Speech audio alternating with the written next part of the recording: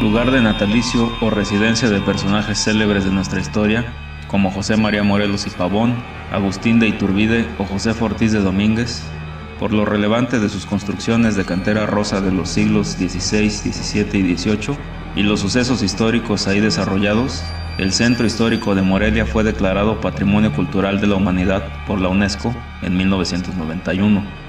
Una hermosa ciudad que he tenido la oportunidad de visitar en varias ocasiones y que además de su patrimonio histórico, guarda también en sus entrañas su parte de misterio y leyendas, de las cuales les traigo algunas de las más conocidas, esperando sean de su agrado e interés.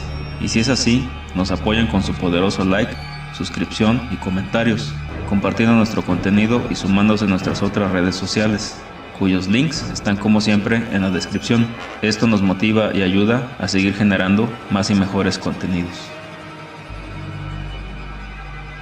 El tesoro de la Catedral de Morelia es una de las leyendas más conocidas en Michoacán.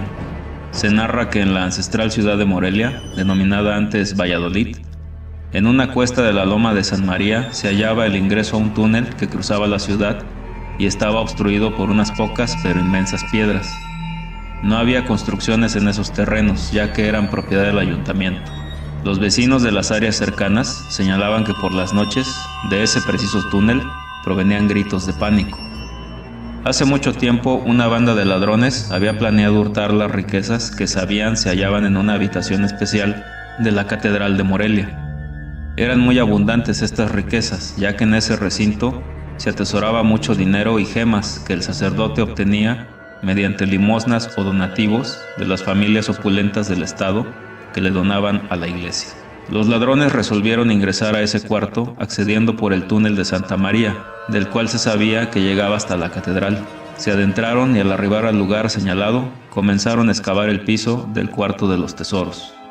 En 3 ocasiones los ladrones lograron robar sin que nadie se diese cuenta de los faltantes en el tesoro. No obstante, cierto día el obispo estaba requerido de una pieza que era parte del tesoro y la mandó buscar. Al no ser conseguida por el responsable, este lo notificó y un grupo de religiosos se dedicó a chequear el inventario con los objetos disponibles. De inmediato se percataron de que faltaban muchas cosas que debían estar allí. Todos se enteraron de los robos, los cuales se estiman habían venido ocurriendo por los últimos 3 años. Las autoridades hicieron investigaciones, mas nunca pudieron capturar a nadie ni hallaron explicación de cómo habían podido ingresar los ladrones del tesoro. A estos hechos les denominaron los robos enigmáticos. Pero aunque los ladrones se enteraron de que los religiosos ya se habían percatado de los hurtos y se les estaba buscando, resolvieron repetir sus desvelamientos e ingresar de nuevo al recinto del tesoro. En un par de oportunidades más pudieron llevarse dinero y un cofre colmado de monedas de oro. La gente de la ciudad estaba atemorizada y hasta pensaron que los robos eran ocasionados por el diablo.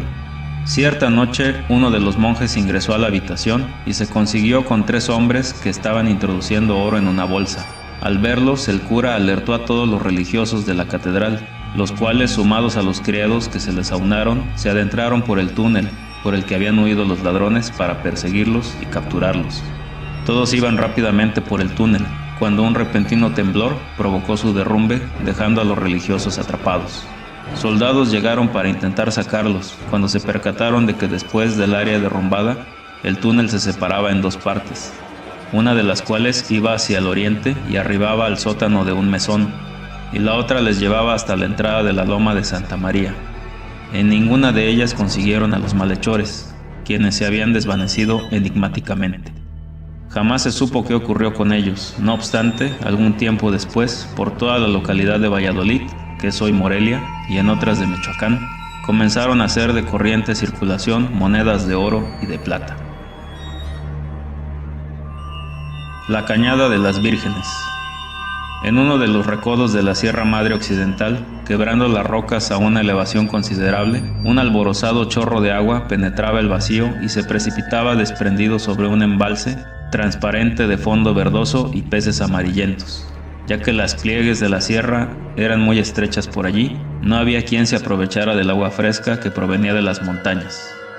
En ocasiones los habitantes de Uruapan o sus inmediaciones se aproximaban en osadas expediciones, pero eran muy exiguos, muy pocos los atrevidos, ya que sobre el sitio pesaba una sombría leyenda.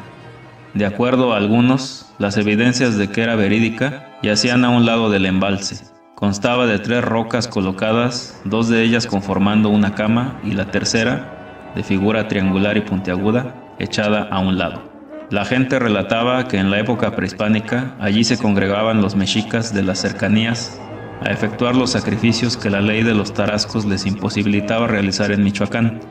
Existía un rumor de que las vírgenes inmoladas habían quedado atrapadas en los muros y las cavernas de la Cañada, y más de una persona contaba con un conocido cuyo primo o hermano se había ahogado en ese lugar. A los hombres que se meten al agua, las vírgenes les tiran de los pies, decía la gente. A inicios de 1795 arribó a Uruapan Carlos de la Bastida, un funcionario del gobierno borbónico que se encontraba en Michoacán, a causa de los comentarios de que allí se cultivaba tabaco, lo que no era legal de acuerdo a las leyes españolas. La Bastida hizo un recorrido por todas las áreas de montaña, cuyo clima fuese propicio para cultivar la planta proscrita, sin conseguir nada que lo confirmara. Casi al concluir la búsqueda, don Carlos se consiguió con la Cañada de las Vírgenes, cuyo fresco embalse lo invitó a tomar el baño de aquel mes. Don Carlos ingresó a las aguas acompañado de uno de sus asistentes, que era su hijo Ignacio, ante la mirada del restante de la expedición constituida por 3 personas más. Los Labastidas se bañaban y repentinamente se hundieron bajo el agua, hundiéndose cada vez más, jalados por numerosas manos. En lo profundo de aquel estanque, las vírgenes colmaron de besos y mimos a los Labastida, conservándolos vivos con sus atrayentes alientos cavernosos y mágicos. Eran unas 30 féminas cuyas almas, solitarias y adorosas, se hallaban dispuestas a saciar los apetitos de sus cuerpos mutilados, carentes de corazón. Empero las vírgenes no podían realizarlo con los vivos, así que sugirieron a los Labastida un pacto: la vida del trío de hombres que se hallaban arriba a cambio de las suyas. Los hombres habrían de dejar el fondo del embalse ya sin corazón. Ellos deberían sacárselo a cada uno con las 3 rocas de la superficie. Algunos días después fue don Carlos a la ciudad de Uruapan y se retiró para Valladolid sin decirle adiós apropiadamente a aquellos que le habían cobijado. El empleado borbónico retornó a la Ciudad de México, en la cual entregó su renuncia al gobierno aludiendo razones de salud. Luego se embarcó en Veracruz con destino a Coruña para llegar a su natal Cuenca, en España, donde dejó familia y riquezas y se enclaustra en un monasterio, al igual que su hijo Ignacio. Se narra que numerosos años después, en la Cañada de las Vírgenes, el agua proseguía espléndida y la vegetación abundante, pero algo era distinto. Cierto campesino de la zona cayó al embalse accidentalmente y pudo emerger del agua auxiliado por una cuerda, sin que nadie le tirara de los pies. Considerándolo un milagro, el hombre trajo al cura para que bendijera el agua y para que se olvidase la leyenda. El cura ordenó que las 3 piedras fueran lanzadas al fondo del embalse. No obstante, el sitio no fue recuperado por la gente. Fue vuelto a abandonar cuando se mostró allí el cuerpo de un español suspendido de una rama. Se trataba de Ignacio Labastida, que de acuerdo a esta, una de las leyendas de Michoacán, había retornado al lugar para purgar sus culpas. La mano en la reja. Es una casa ubicada sobre la calzada Fray Antonio de San Miguel, en el centro histórico de Morelia. Habitó hace muchos años allí don Juan Núñez de Castro, acompañado de su única hija Leonor, producto de su primer matrimonio. Ahora vivía con su nueva esposa, doña Margarita de Estrada. Esta mujer tenía odio y envidia hacia Leonor por ser bella y de un corazón de oro. Por dicha razón, la madrastra no permitía que la chica hiciera cosas propias de su edad. La mantenía encerrada y haciendo labores del hogar. A escondidas, Leonor curaba las heridas de los fieles que iban al santuario guadalupano. Así fue como la nombraron el Ángel de San Diego. En la realización de estos trabajos se enamoró de ella don Manrique de la Serna. Él quiso de inmediato presentarse ante el padre de la joven para mostrarle sus intenciones. Don Juan aseguró que solo cedería a su hija en matrimonio si el pretendiente conseguía que el virrey pidiera su mano a través de una carta. Manrique quiso asegurarse del amor de Leonor y le envió una nota, la cual ella respondió otorgándole una cita por la noche, en la reja del sótano, donde doña Margarita la tenía encerrada. Para ahuyentar a los curiosos, Manrique vistió a su paje de fraile y le pintó el rostro como si fuese una calavera, y lo hizo pasearse por la calzada como si fuese un alma en pena. La gente que se atrevía a verle la cara corría despavorida. Mientras tanto, Manrique se acercaba para platicar con Leonor. Cada noche salía aquel espanto que tenía asustados a todos los habitantes, por lo que en punto de las 7:30, ya oculto el sol, la gente se encerraba en sus casas. Doña Margarita estuvo espiando y descubrió el engaño, motivo por el cual hizo prisionera a Leonor en aquel sótano. Cuando al día siguiente la muchacha quiso salir, ya no pudo hacerlo. Pasó todo aquel día llorando y sin comer. No hubo quien notara su ausencia, su padre estaba de viaje y su amado había partido de México para cumplir con el encargo de don Juan. En espera del retorno de su amado y luchando por no morir de hambre, Leonor sacaba su mano pálida por la reja, con el fin de pedir limosna a los transeúntes, los cuales ponían en ella un pedazo de pan. Como ya no se veía al fraile por la calzada, el temor de los lugareños cambió por la pálida extremidad que pedía caridad. Debido a ello, doña Margarita inventó que Leonor padecía de locura. El día de Corpus Christi volvió Manrique con la carta del virrey. Don Juan envió por su hija, pero ya sin la presencia de doña Margarita, los criados le descubrieron el escondite, abrieron la puerta y quedaron petrificados al ver que la joven Leonor estaba muerta. El padre, la madrastra y los criados fueron aprehendidos. Manrique vistió el cadáver con el traje blanco de boda que llevaba para ella, dándole sepultura en la iglesia de San Diego. Hasta el día de hoy, se dice que en aquella casa de color rojo se escucha a veces una voz adolorida pidiendo alimento y se puede ver una mano que sale por la reja entre la oscuridad. La Dama de la Cascada. Una de las leyendas de Michoacán transcurre en Tepuxtepec. Se cuenta que en la cascada de El Salto, en el municipio de Contepec, un grupo de jóvenes entusiasmados fueron a nadar. Aunque conocían del riesgo que podían correr, resolvieron retar al destino. Se encontraban deleitándose de las plácidas aguas a horas avanzadas de la noche, bajo una preciosa luna llena, cuando repentinamente alcanzaron a ver una mujer ataviada con una túnica blanca. La fémina era muy hermosa. Su extensa cabellera de un color negro como ala de cuervo le descendía más abajo de la cintura. Su piel era excepcionalmente blanca, casi igual que su vestido. La mujer deambulaba, o más bien flotaba, por el borde del río donde se localizaba la cascada. Iba sollozando lastimosa y dolorosamente. Al contemplarla, los jóvenes se percataron de que iba aproximándose hacia ellos. Se alegraron, ya que consideraron que la mujer iba a nadar y así podrían observar al que consideraban un precioso cuerpo. No obstante, al irse aproximando, todos percibieron un pavoroso escalofrío y la impresión de que los cabellos se les ponían de punta. Inmediatamente todos salieron del agua y arrancaron a correr desnudos estrepitosamente, escapando del horrible chillido que despedía la fantasmal mujer de blanco. Al próximo día, la totalidad de los osados jóvenes se enfermaron. No podían pasar bocado, no podían lograr el sueño y cuando lo alcanzaban experimentaban horrendas pesadillas. Una de las progenitoras de estos espantados, angustiada por ver a su hijo asustado, resolvió ir con una curandera. Las madres alcanzaron a reunir a todos los jóvenes y la curandera se dedicó a realizarles una limpia con hierbas especiales.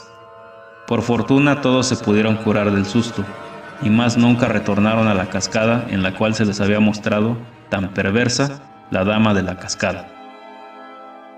Como una nota de interés, se cuenta que en un país que es tan lejano como Islandia, también existe una mujer del lago, que se presenta por las noches y que emite pavorosos alaridos como si fuese la Llorona. El Hospital Fantasma de Morelia.